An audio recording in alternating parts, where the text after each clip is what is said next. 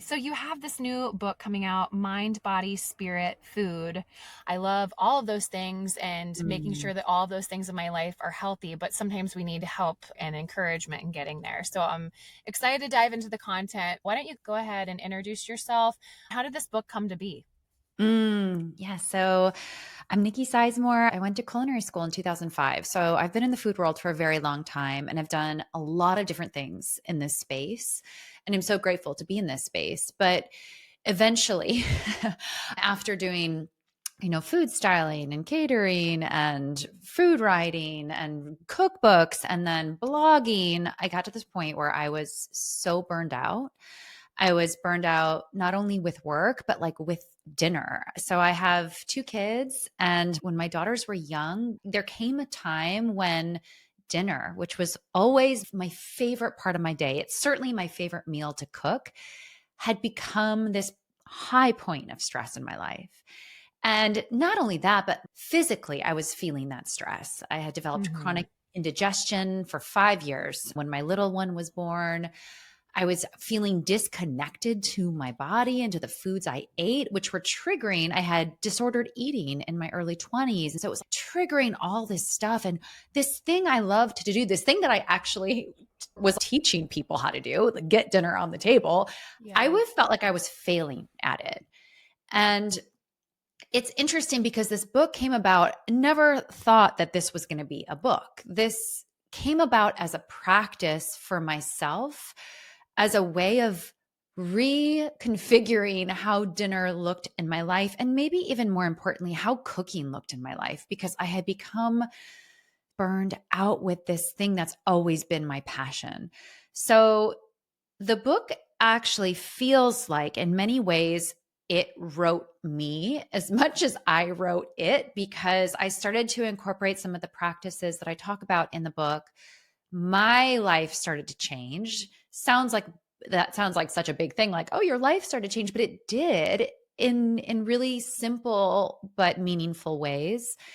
I realized, like, this is something, I'm not the only one struggling with this. And I think there's something here that there's this opportunity here for us all to use this thing that we have to do every day, and that's to feed ourselves and imbue it with a little bit more pleasure and meaning and joy. Yes. Well, I can relate to you in that I'm completely burnt out with cooking dinner. I have an 11-year-old. So it's like, okay, I've Mhm. been majority of times I'm the chef 3 times a day for however many Yeah. years. I love the idea of adding more mindfulness into these meal Mm. times. And yet, as a busy mom, I'm sure there's a lot of listeners that can relate that it's like, oh, I can't possibly do that. Do you have a word of advice to encourage listeners that it's possible to be more Yeah. mindful? Yeah, two things, I think. First Okay. of all, know what season of life you're in. I think this is really powerful. We all want to like have this beautiful mindfulness practice in the kitchen or in life. The reality is we are all in different seasons. To name the season of life you're in is powerful, because you can give yourself the grace to work around it. If you're in a particularly busy season, say with young kids, acknowledge that. What's on the plate is actually the least interesting thing to me. Even though I include a ton of recipes in the book, the practice and the process is more interesting than the outcome. So that's like, okay, name the season of life you're in. Maybe you have kids that are grown and you have more time to be creative and spontaneous. My father in law was just visiting and he really wants to work on intuitive cooking because he's got the time for it. When our kids are little, we don't have time, and being simple is beautiful. Like, don't negate that. I think simplicity is great. This is a quote that I include in the book by Edward S.B. Brown, who's a Zen teacher and monk. And I'm going to butcher it, but he says that it's not what we do that changes our life, it's how we do the things. You don't need to add more. You don't need to change, add more practices, change this, but we can change how we go about doing the things that we're already doing. It doesn't even have to look like big changes from the outside. It might not even look like anything.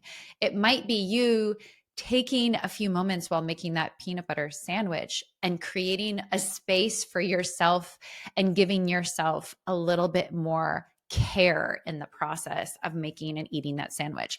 I feel like we need to back up, and before we worry about what's on the plate, we need to think about what the practice is of how we get there. And that's where I bring intention and best practice that I talk about in the book. That's where that comes in. Mm-hmm.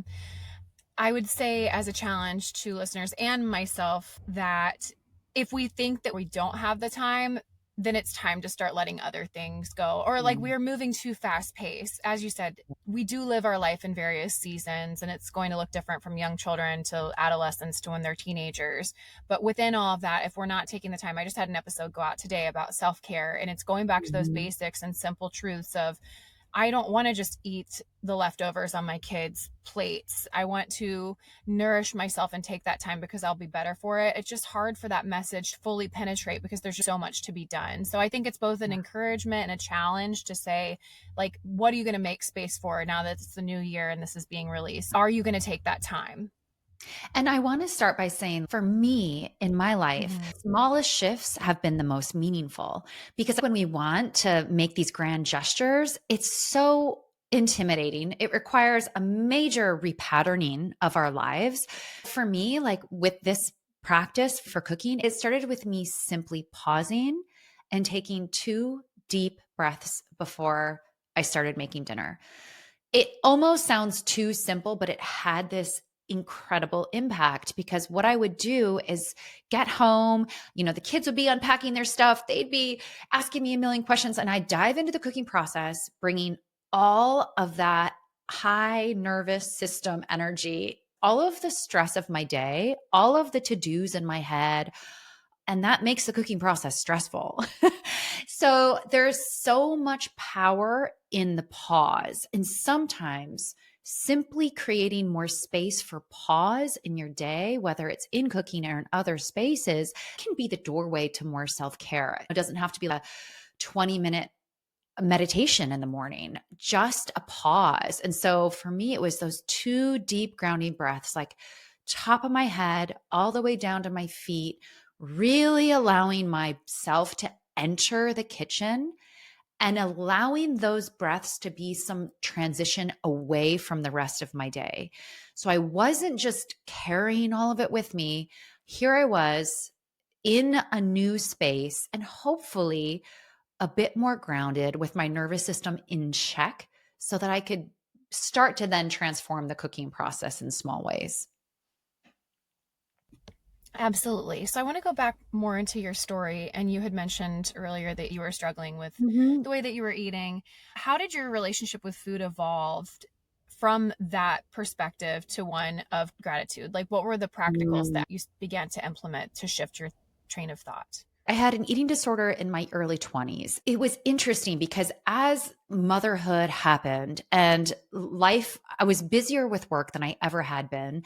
And I just started to get disconnected from my body. And that was the thing that I was like, wait, where are we going here? It was freaking me out because I didn't want to get disconnected from my body, but I didn't know how to find my way back because I was so overwhelmed.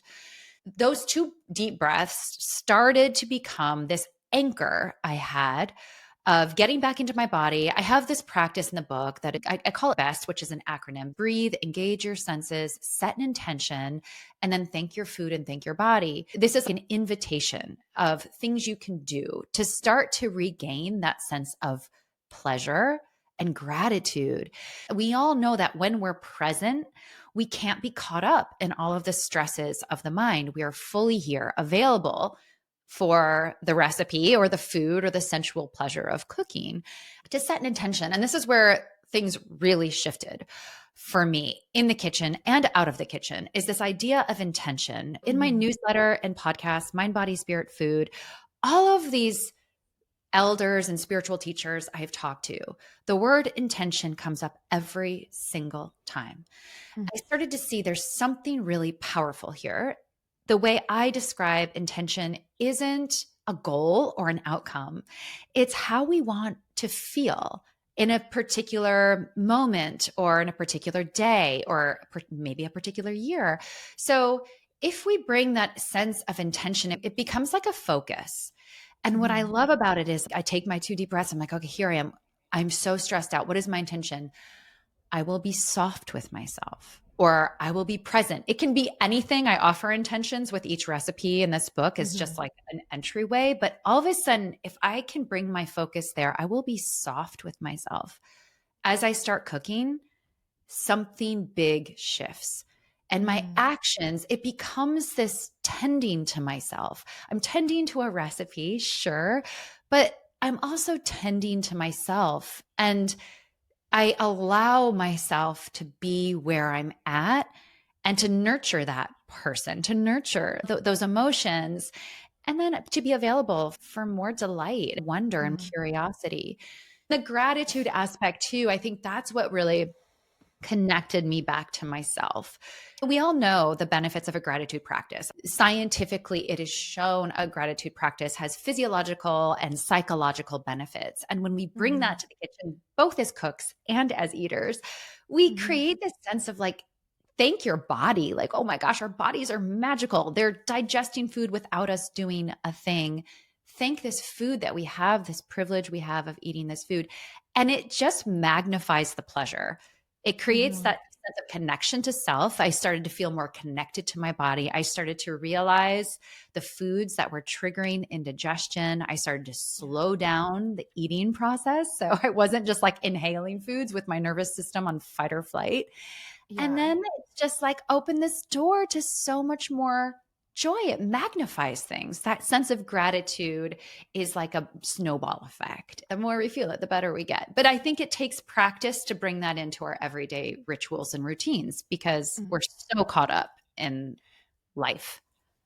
Yes. And I guess I will speak to this here at the beginning of the year. A lot of people are dieting and trying to change their habits around food. A lot of people fall off come February. I just look back to my own life, not trying to preach to anyone, but what has been helpful to me because I struggled with eating disorders. And it was always this sense of control that I wanted, whether it was eating too much or too Mm. little. And it was always that last supper mentality of like, I have to enjoy this delicious food now in abundance because once Mm. I'm good, I can't have it in the future. Like once I get it together, I'm not going to be able to enjoy this as much. It was truly such a weird all or nothing mentality. But when I shifted to gratitude, one of the ways that I pulled myself out of it as well was that gratitude of what are you doing to your body when you're consuming so much or too little? How is your body responding? Things are probably shutting down if you're feeding it too little, things that are supposed to function in a well Mhm. oiled sense. And then if you're feeding it too much, they're working in overdrive. My husband was like, your pancreas, what are you doing to your pancreas when you eat this much sugar? But yeah, I think that if we look with intention to if you want to lose weight or make better changes, if you look at the long game, not just for this month and this year, but for life, it is small, slow changes that will eventually get you there. Being in that present moment, you're just so much more likely to stay sustainable. I guess it's sustainably manageable, if that makes sense. I love that you brought this up because this is the new year and diet culture Mm-hmm. messages are hitting us everywhere. As Yeah. one of my friends says, it's the Super Bowl of diet culture.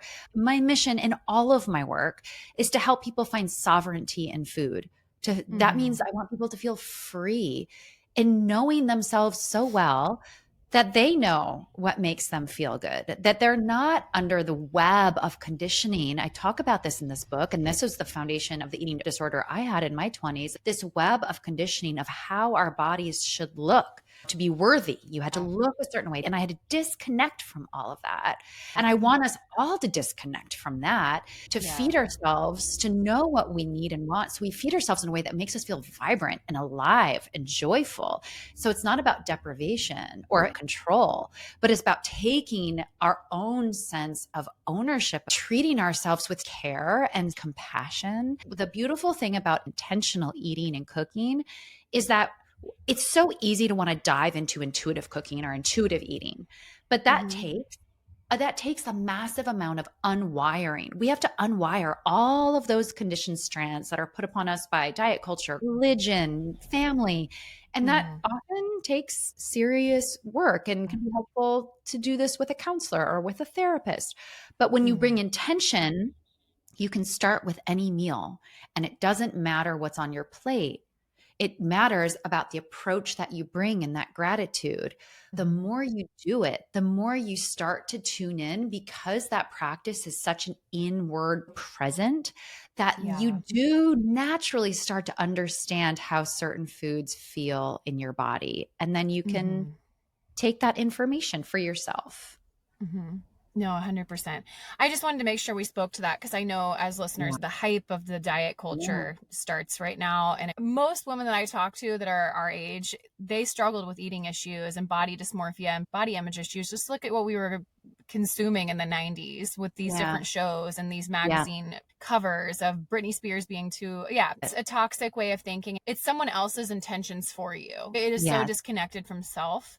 That's what I want people to tap into this year in every area is like, what are the values you have for your family, for your home, for your body? I love Yeah. that. And to remember that with diet culture, it's a profiteering game. It's like, wait, Mm-hmm. who's trying to profit from me? We don't want that. We want to do things, like you said, to go back to our own values and to live in a way that just feels free. We all want that for ourselves, and we can all get Yeah. there for sure. Yeah.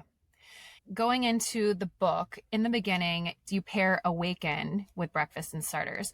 So, Mhm. what energy or mindset are you hoping readers to tap into as they're going through these recipes? Why was awaken the word that you used? Awaken, I mean, it's really to come into consciousness, right? To Mm, awaken.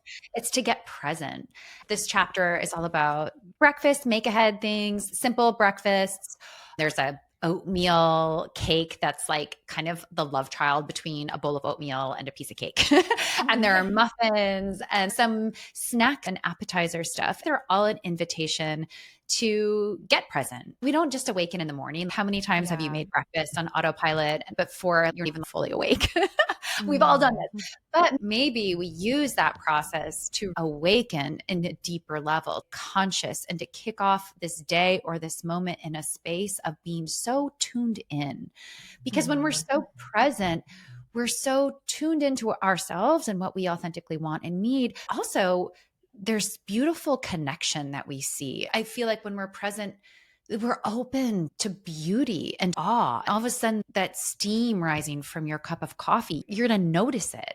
Maybe the light mhm, is hitting your countertop in a certain way, and you're available for that moment of beauty. At mhm, least for me, that feels like a really good way to live life. mhm. Let's go into what does it mean to feel grounded while cooking or eating, and how do the recipes in that chapter support that? Yeah, so the grounded chapter is all about vegetables because they grow in the earth. For me to feel grounded, I often think of a tree with deep roots. The tree can bend and sway with the wind, but it is so rooted. It's not going anywhere. In my body, it feels like a calm nervous system, feeling of stability and safety. Chaos can happen outside of us. But when we're grounded, that's okay. The world can keep spinning and we're centered in who we are. One of my favorite recipes in this book is a recipe for roasted beets. All of the recipes in the book come with variations. There's two reasons for this. One is because we all get caught in like this cooking rut.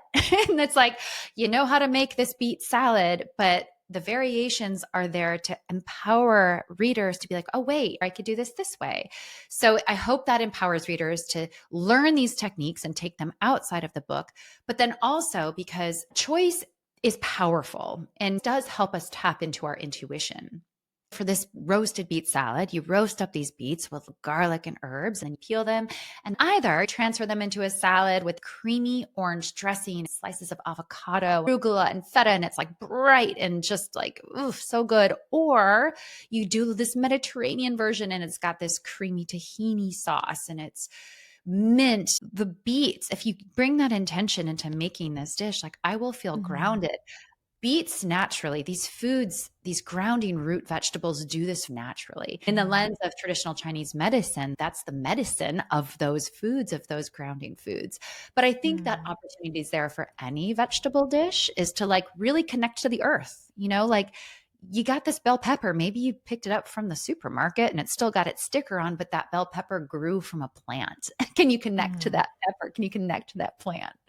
Oh, I love this. It's what I want for the new year. Just again, being more connected to the earth, to myself, to nature, all of these things. Mhm. So this is so good. Okay. I want to talk about soups and stews Mm. naturally being suited to the theme of soothing. So I'll let you expand a little bit more on Yeah. that. Yes. I love the word soothe. And Mm-hmm. it's distinctly different from the word numb. And I think that's what we're talking about here.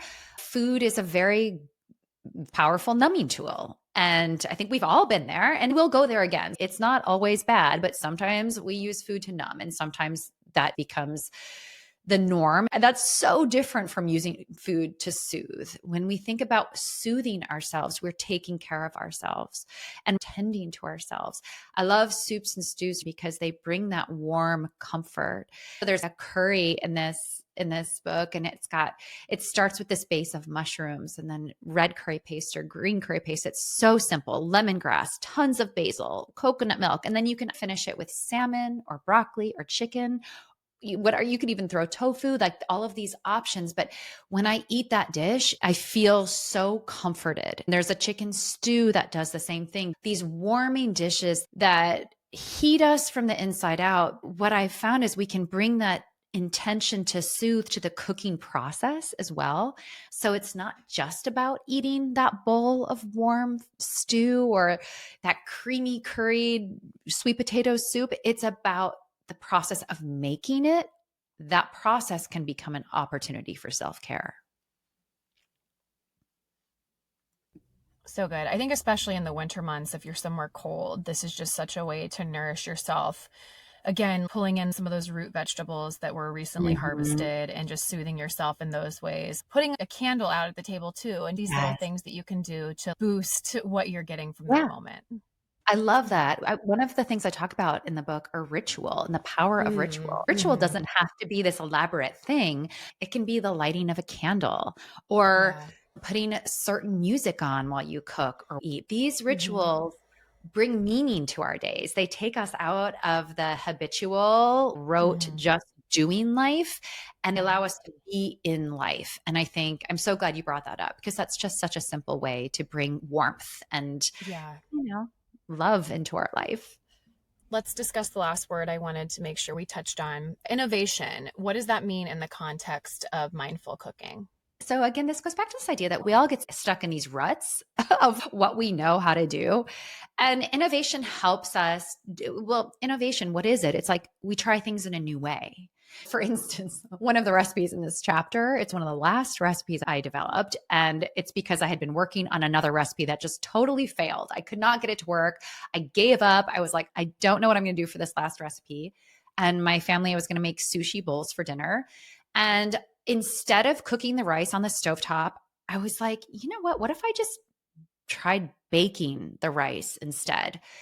And I experimented with it. And lo and behold, you bake the sushi rice and then you crisp it up on top. So you get the crispy rice on top and then you top it with either roasted mushrooms or roasted salmon and two different sauces. It's so fun and so different. Innovation helps us to see beyond our own walls. We all build these confines of perspective.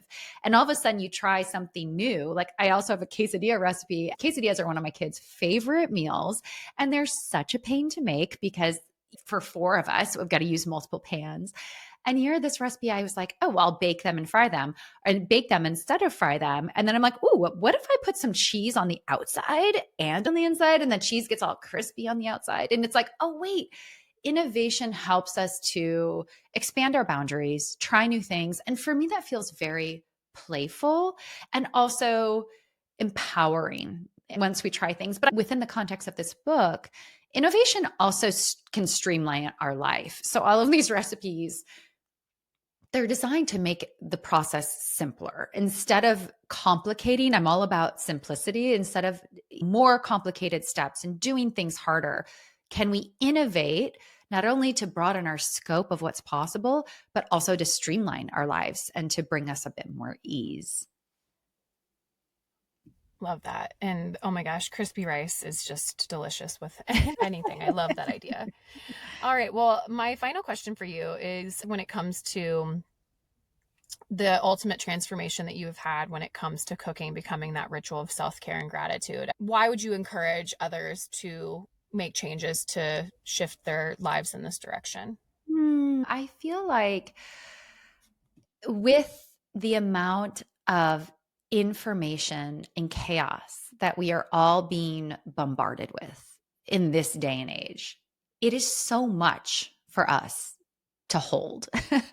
And I think that tools like cooking, because this is just one tool of many, but the thing I love about this tool is that we all have to eat, right? We don't all have to cook all the time. There's so much prepared food available, but we do all have to eat. And I think many of us do want to cook, whether it's because of budget reasons, we care about what we put in our body, or we have food intolerances. Can we take this thing that we have to do anyway and make it a meaningful part of our life? One that gives back to us, not just in the outcome of dinner on a plate, but that gives back to us mind, body, and spirit, that nourishes all aspects of who we are.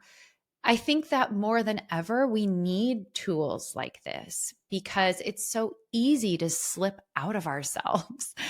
And there's so much more joy. I mean, isn't that why we're here? Right. And so I feel like this sense of connection and joy and food can be such a powerful tool to help us access that, and a delicious one at that.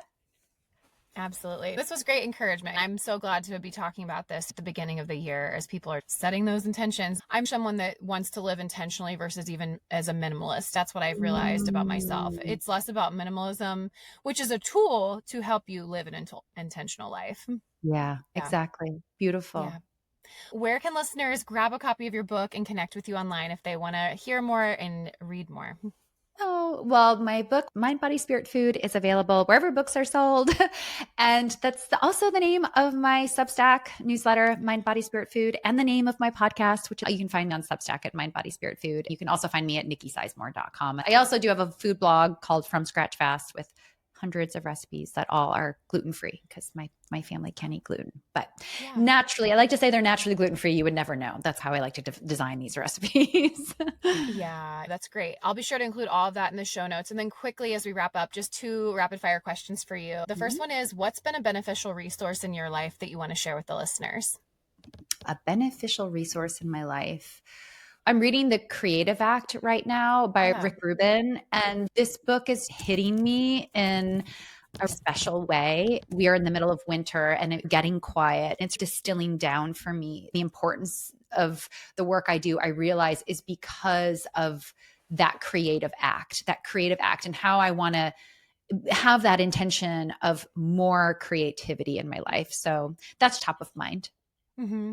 No, excellent book. I've only read about half of it, but I want to finish that this year. It's just that creativity is a spiritual practice. And I was thinking as you were talking earlier that cooking is art. Like cooking can be art. And to tap into that for ourselves as a form of creation, because I think that women, we just give so much of ourselves to motherhood or our 9-to-5 job. We lose that sense of creation. And it's just so important to tap back into it, whether it's food or whatever it is. So yeah, I'm glad you mentioned that book.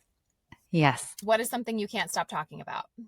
Something I can't stop talking about. Oh my gosh. Okay, let me sit with this. It's funny because there's like 17 things in my brain, but I am having a hard time narrowing them down because I'm so in the cookbook launch mode. I guess I have answers sometimes depending on who I'm talking to. It's like, what should I share with this person versus this person? Or is it something like the creative act that I'm going to share? Like, it's like, who's my audience here?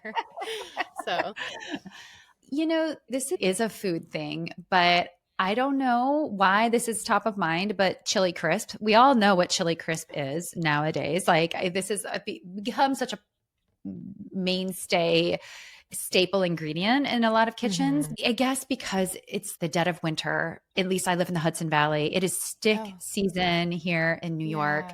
And something like a chili crisp or a chili sauce is such an easy pantry staple to imbue my meals with excitement, whether it's scrambled eggs, avocado toast, or mixing it into tahini. I actually have a recipe in the book, like it's for this super simple pasta sauce with tahini. And it's like these easy things that I am just hooked on right now to bring warmth and a little bit like a pizzazz and energy to this season of soups and stews and root vegetables, or maybe we need a little bit more excitement. So Yes. that's where I'm No, at. chili crisp. I throw that into any rice bowl. Truly, whenever I'm Yeah. doing anything with rice, I just throw a little bit in there. It's so good. Well, Nicki, again, thank you for joining me today. I think we gave listeners a lot of encouragement as they start their new year. So good luck to you in your book launch, and thanks for joining me.